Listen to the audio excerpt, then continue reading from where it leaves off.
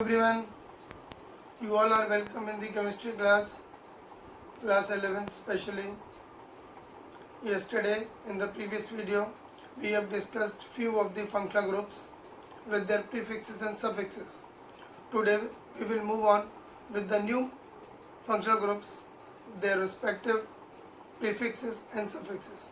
All these functional groups you have to learn and their prefix and suffix are also be learnt. Then only you will be perfect in writing the IUPAC nomenclature. So let us start the video. पिछली video में हमने asters पढ़ा था. Asters के बाद अगला acid derivative है acid anhydride. इसका जनरल फॉर्मूला है बॉन्ड COO. ठीक है. इसके बारे में लेकिन एक बात बताता हूँ कि एसिड एनहाइड्राइड में हमें ये पता करना होता है कि ये एसिड एनहाइड्राइड किस कार्बोक्सिलिक एसिड से बना है. उसी के बेस पे इसका नाम लिखा जाता है. IUPAC नेम होता है वैसे एल्केनोइक एनहाइड्राइड. ठीक है, एल्केनोइक एनहाइड्राइड. अब जैसे कोई कार्बोक्सिलिक एसिड लिया हमने RCOOH एंड RCOOH, दो मॉलिक्यूल कार्बोक्सिलिक एसिड्स के. इनमें से वाटर मॉलिक्यूल निकल जाता है ऐसे करके. ये वाटर मॉलिक्यूल निकल गया. ठीक है. अब निकलने के बाद क्या बचता है RC डबल बॉन्ड हो, ये वाला हिस्सा, RC डबल बॉन्ड हो, ये वाला हिस्सा, और एक O, ये वाला. तो ये बन गया एसिड एनहाइड्राइड. तो दो मॉलिक्यूल कार्बोक्सिलिक एसिड से मिलकर के एक मॉलिक्यूल बनता है एसिड एनहाइड्राइड का. तो जब इसका नाम लिखेंगे तो ये देखना पड़ता है ये किस कार्बोक्सिलिक एसिड से बना है. ठीक है कि नहीं. ये दोनों कार्बोक्सिलिक एसिड के मॉलिक्यूल सेम भी हो सकते हैं और अलग भी हो सकते हैं. जैसे कि इथेनोइक एसिड से बनेगी तो नाम हो जाएगा इथेनोइक एनहाइड्राइड. मिथेनोइक एसिड से बनेगी तो मिथेनोइक एनहाइड्राइड.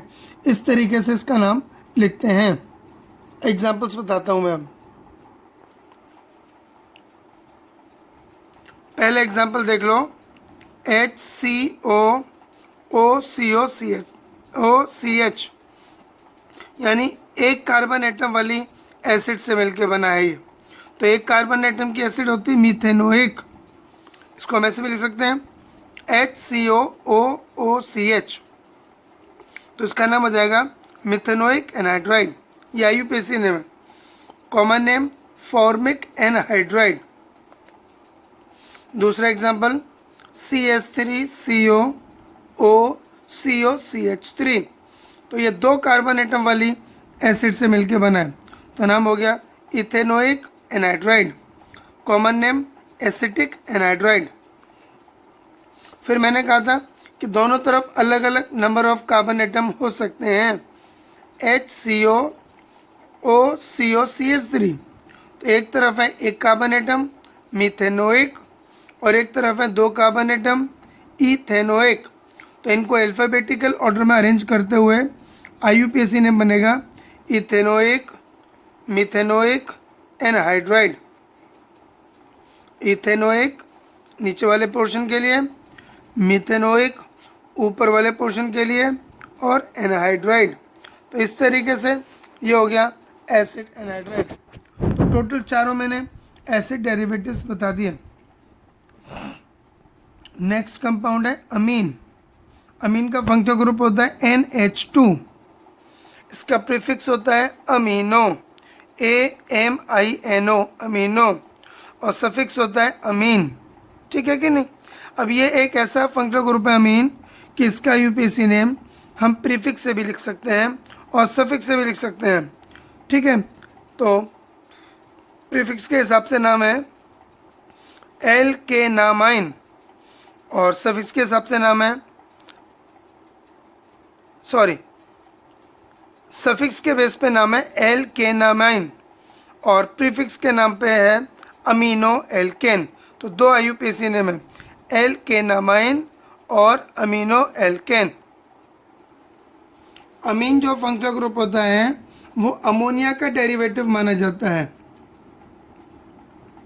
अमोनिया का फॉर्मूला होता है NH3। तो इस अमोनिया का जो डेरिवेटिव है वो होते हैं अमीन्स।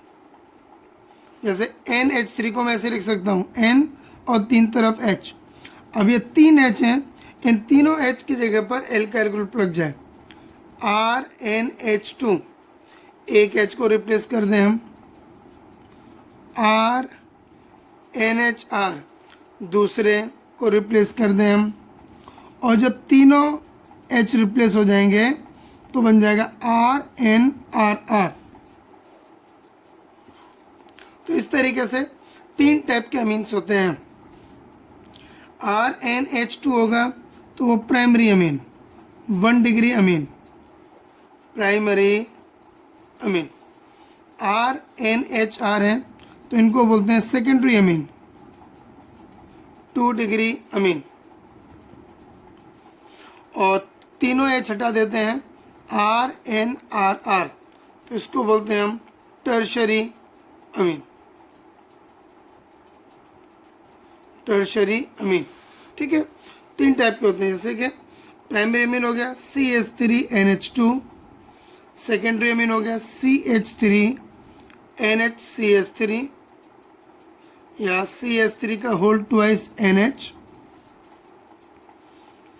टर्शरी अमीन हो गया CH3NCH3 और CH3 या CH3 का होल थ्राइस N। तो 3 टाइप के अमीन्स होते हैं, प्राइमरी, सेकेंडरी और टर्शरी। तीनों अमीन्स की नेमिंग अलग अलग तरीके से होती है, वो मैं आपको अभी बताता हूँ विथ एग्जाम्पल। तो सबसे पहले प्राइमरी अमीन CH3NH2, एक कार्बन एटम है, मीथेनामाइन या अमीनो मीथेन, ये दोनों आईयूपीएसी नेम है। कॉमन नेम मिथाइल अमीन। फिर है C2H5NH2, 2 कार्बन एटम, इथेनामाइन और अमीनो इथेन, कॉमन नेम है इथाइल अमीन। ठीक है, अब सेकेंडरी अमीन की नेमिंग RNHR, यानी नाइट्रोजन पे एल्काइल ग्रुप लगा हुआ है तो उसको ऐसे लिखते हैं हम लोग, N alkyl alkanamine. N alkyl, nitrogen पे जो एल्काइल ग्रुप लगा है वो, और बाकी का पोर्शन हो जाएगा एल्केनामाइन। एग्जाम्पल से समझिए, CH3NHCH3, दोनों तरफ CH3 ग्रुप है, यानी कि सेम एल्काइल ग्रुप है, तो नाइट्रोजन के साथ एक एल्काइल ग्रुप लिखिए पहले, N मिथाइल, N मिथाइल। तो N मिथाइल लिखने का मतलब है एक मिथाइल ग्रुप प्रीफिक्स में आ गया। अब एक को हटा दो, अब इस एक CH3 को हटा देंगे तो अब बचेंगे कितने कार्बन एटम, एक। अब एक कार्बन एटम के अमीन को बोलते हैं हम लोग मीथेनामाइन, तो हम वो लिख देंगे मीथेनामाइन। तो इसका नाम हो जाएगा N मिथाइल मीथेनामाइन। और कॉमन नेम लिखते हैं, दोनों तरफ जो मिथाइल ग्रुप है उनको डाई मिथाइल और अमीन, डाई मिथाइल अमीन। अब क्या होता है, कभी कभी दोनों तरफ एल्काइल ग्रुप डिफरेंट भी हो सकते हैं। जैसे यहाँ पे ले लिया मैंने एग्जांपल CH3NH C2H5, तो इसमें फिर रूल ये है कि स्मॉल एल्काइल के साथ में लगेगा N एल्काइल और बिगर एल्काइल ग्रुप के साथ लगेगा एमाइन। तो स्मॉल एल्काइल ग्रुप है CH3, तो लिखेंगे हम N मिथाइल, 2 कार्बन एटम के एल्काइल ग्रुप है बिगर वन, तो लिखेंगे इथेनामाइन। तो प्रॉपर नेम हो जाएगा N मिथाइल, यानी N मिथाइल 2 कार्बन एटम के साथ इथेनामाइन, ये हो जाएगा आईयूपीएसी नेम। कॉमन नेम दोनों एल्काइल ग्रुप को लिख दीजिए, इथाइल मिथाइल अमीन, इस तरीके से। फिर टर्शरी अमीन RNRR, इसको ऐसे लिखते हैं IUPAC name, NN di alkyl alkanamine, यानी कि नाइट्रोजन पे 2 एल्काइल ग्रुप को हम लेंगे प्रीफिक्स में और एक एल्काइल ग्रुप से लिख देंगे मेन अमीन का नाम। तो एन पर 2 एल्काइल ग्रुप, तो एन एन डाई एल्काइल और बाकी को आप ले लीजिए एल्केनामाइन। जैसे यहाँ पर देखिए CH3N CH3 तो एक कार्बन को तो आप ले लीजिए मेन चेन में CH3N। अब इस नाइट्रोजन पे 2 मिथाइल ग्रुप लगे हुए हैं तो हो जाएगा NN डाई मिथाइल। बाकी मेन चेन में एक कार्बन एटम का अमीन है तो मीथेनामाइन, NN डाई मिथाइल मीथेनामाइन, ये नाम हो जाएगा इसका IUPAC। अब अलग अलग भी तो हो सकते हैं ग्रुप्स एल्काइल वाले, जैसे एग्जांपल लिया CH3N CH3 C2H5।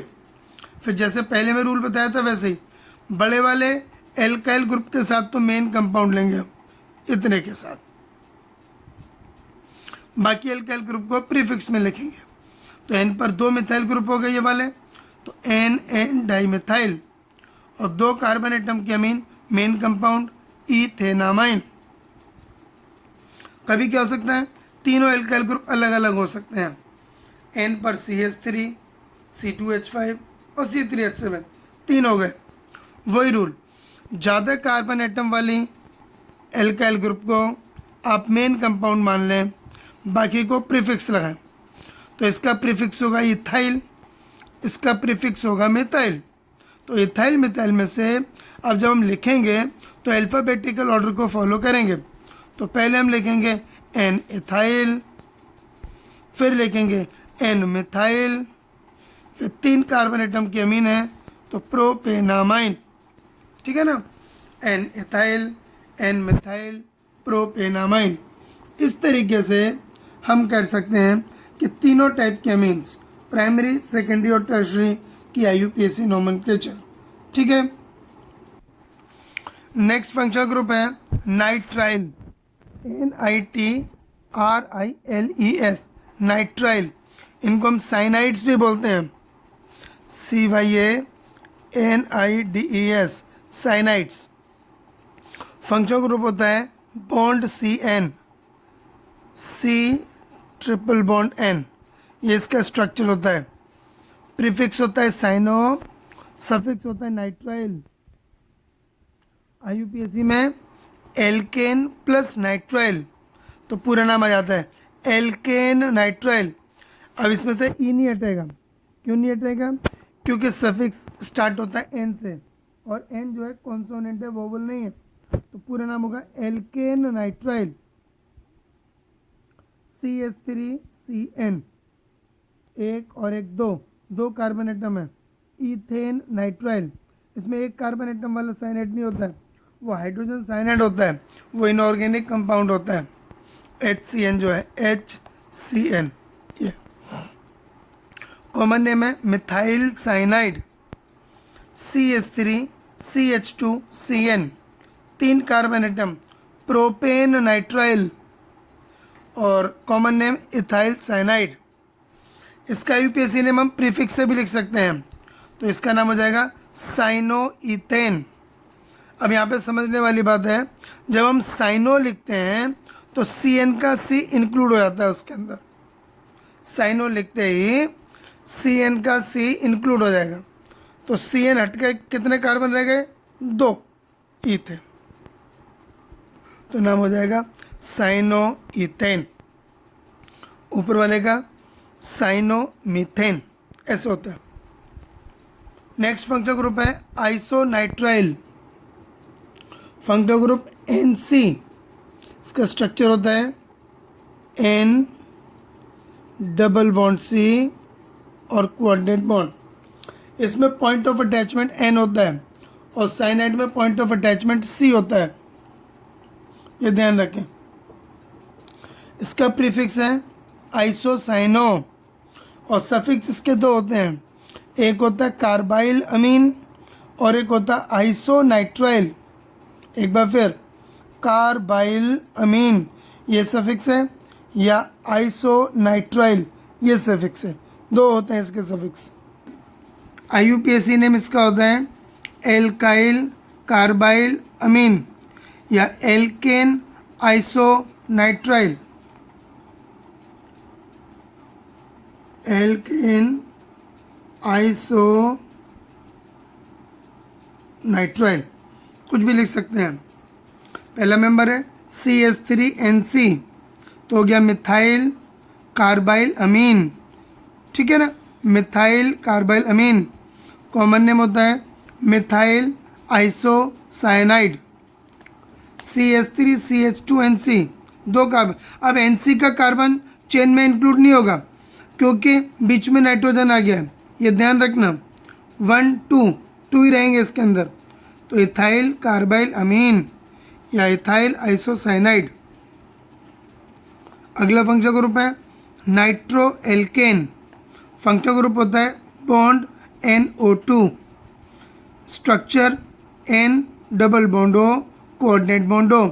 इसका सिर्फ प्रीफिक्स होता है नाइट्रो, इसका कोई सफिक्स नहीं होता, और यही इसका IUPAC नेम होता है nitro alkene. CH3NO2 nitro methane, एक कार्बन है। C2H5NO2 नाइट्रो इथेन, ठीक है ना, दो कार्बन है। अगला फंक्शनल ग्रुप है alkyl nitrite, NITRITE nitrite. Functional group ONO, structure O single bond N double bond O। इसमें पॉइंट ऑफ अटैचमेंट है O और नाइट्रो ग्रुप में पॉइंट ऑफ अटैचमेंट है N, दोनों में अंतर है, ठीक है ना। वो नाइट्रो, ये नाइट्राइट, इसका सिर्फ सफिक्स होता है नाइट्राइट, तो IUPAC नेम यही होता है एल्काइल नाइट्राइट, इसका कोई प्रीफिक्स नहीं होता है। एग्जाम्पल CH3ONO, एक कार्बन एटम है, methyl nitrite. C2H5ONO ethyl nitrite, ठीक है ना, जितने कार्बन उसके हिसाब से। अगला फंक्शनल ग्रुप है थायो एल्कोहल। थायो ऑर्गेनिक में सल्फर को बोलते हैं। थायो एल्कोहल इज बॉन्ड SH, ठीक है ना। IUPAC नाम होता है इसका alkane thiol. Alkane thiol, suffix है इसका थायोल, और इसका प्रीफिक्स होता है मरकैप्टो, MERCAPTO, ये इसका प्रीफिक्स है बेटा मरकैप्टो, ठीक है ना। अब एग्जांपल देते हैं CH3SH, एक कार्बन एटम, मीथेन थायोल, और कॉमन नेम होता है methyl mercaptan, MERCAPTN mercaptan. C2H5SH ethane thiol, और कॉमन नेम इथाइल मरकैप्टन, ठीक, ये होता है। अगला फंक्शनल ग्रुप है थायो ether. Functional group bond S bond, oxygen के ग्रुप का है ना, तो सेम जैसे O आता है वैसे S आता है। S आएगा तो थायो ईथर, O आएगा तो ईथर। तो IUPAC नेम इसका होता है डाई एल्काइल थायो ईथर, क्योंकि दोनों तरफ एल्काइल ग्रुप होंगे। जैसे एग्जांपल CH3SCH3, दोनों तरफ सेम एल्काइल ग्रुप है, डाई मिथाइल थायो ईथर। C2H5SC2H5 डाई इथाइल थायो ईथर, दोनों तरफ इथाइल ग्रुप लगे हुए हैं। कभी कभी अलग अलग भी हो सकते हैं, जैसे हो सकता है इथाइल मिथाइल थायो ईथर, दोनों तरफ अलग अलग ग्रुप लगे हों, इथाइल एक तरफ और मिथाइल एक तरफ। तो इसके साथ ही मैंने आपको टोटल 17 फंक्शनल ग्रुप्स बता दिए हैं और सभी के प्रीफिक्स और सफिक्स बता दिए। मैं फिर एक बात फाइनली कहता हूँ, सबके प्रीफिक्स सफिक्स याद कर लीजिए। अगली वीडियो में मैं आपको इससे कहूँगा कि जब ये फंक्शनल ग्रुप्स एक साथ अटैच्ड होते हैं किसी भी कंपाउंड में तो नाम कैसे लिखते हैं। लेकिन पहला काम क्या है, सारे फंक्शनल ग्रुप याद कर लीजिए विद प्रीफिक्स एंड सफिक्स।